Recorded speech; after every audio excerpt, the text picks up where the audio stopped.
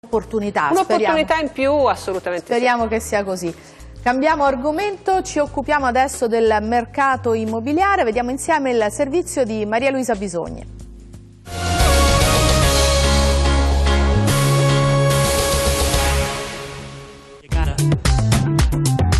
Dopo uno stallo di quasi 10 anni ed una buona ripartenza nel 2016, vento in poppa quest'anno per il mercato immobiliare italiano. Un trend positivo alimentato in particolare da 3 fattori: mutui convenienti, prezzi delle abitazioni ormai a livelli minimi e rinnovata fiducia negli investimenti sul mattone. Momento ideale dunque per chi cerca casa, ma anche per chi la vuole vendere.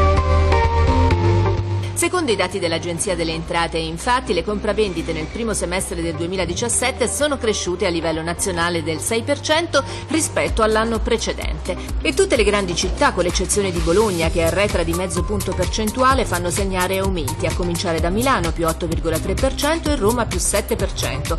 Tradotto in cifre, solo da gennaio a fine marzo nel nostro paese sono state oggetto di compravendita 122.000 abitazioni, quasi 10.000 in più rispetto allo stesso periodo del 2016. Inoltre si riducono i tempi necessari a vendere, le trattative di vendita recuperano instabilità. I prezzi cioè hanno smesso di scendere a precipizio.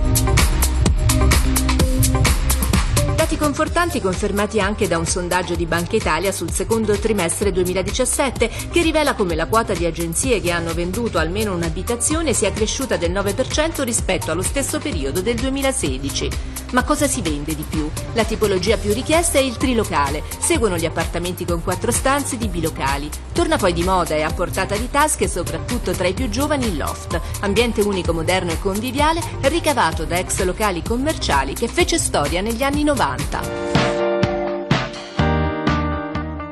Eccoci di nuovo in studio, buongiorno a Gianluca Abate del Consiglio Nazionale dei Notai. Allora, che cosa cambia adesso per chi compra o per chi vende casa? Sì, la legge sulla concorrenza ha istituito il deposito prezzo, trattasi di un sistema di tutele per i contraenti che pone al centro dell'operazione il notaio quale garante della sicurezza dei traffici giuridici nell'ottica della difesa dei diritti intangibili dei cittadini. Concretamente in cosa consiste?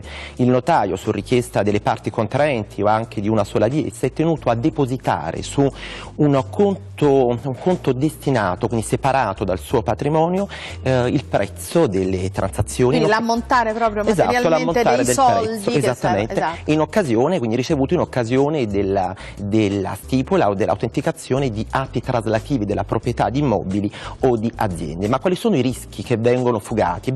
Il rischio importante è questo: attraverso l'istituto del deposito prezzo l'acquirente può essere tutelato contro il rischio che nel lasso di tempo intercorrente tra la stipula del reddito notarile e la trascrizione nei registri immobiliari vengano iscritte o trascritte altre formalità pregiudizievoli a carico del venditore, ipoteche, pignoramenti. Oppure per esempio è possibile tutelare l'acquirente contro il rischio sicuramente residuale che in malafede il venditore proceda a venda più volte la stessa casa. Lo stesso immobile. È un'ipotesi ovviamente residuale, ma credo che sia successo purtroppo. Sì, in percentuali veramente minime, anche perché i notai procedono quindi anche alla trascrizione in tempi abbastanza celeri.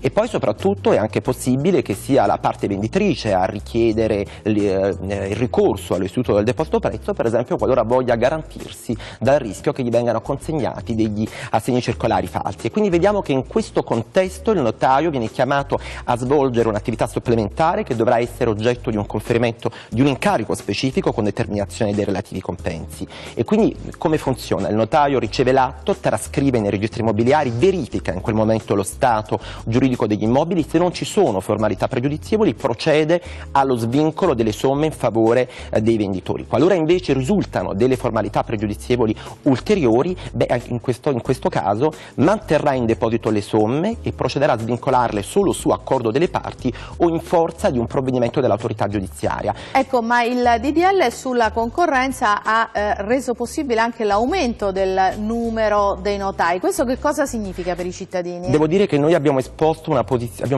posizione di grande criticità criticità nei confronti della disposizione della legge sulla concorrenza che prevede un notaio ogni 5.000 abitanti, proprio perché i criteri per la determinazione delle sedi notarili sono finalizzati esclusivamente al soddisfacimento dell'interesse dei cittadini e quindi dello Stato alla garanzia della universalità del servizio notarile. E vorrei anche ricordare che la legge sulla concorrenza corre il rischio di diventare una legge sulla disoccupazione, perché attorno al notariato gravitano 35.000 posti di lavoro che vengono messi a rischio da un aumento indiscriminato. E per concludere mi faccia dire che, attenendoci a quella che è la legislazione europea, in Europa esiste un notaio in media ogni 14.256 abitanti. Non si comprende perché in Italia si voglia minare un sistema che funziona, che ci viene mutuato in tutti i paesi del mondo. Grazie allora per essere stato qui con noi. Torno dalle nostre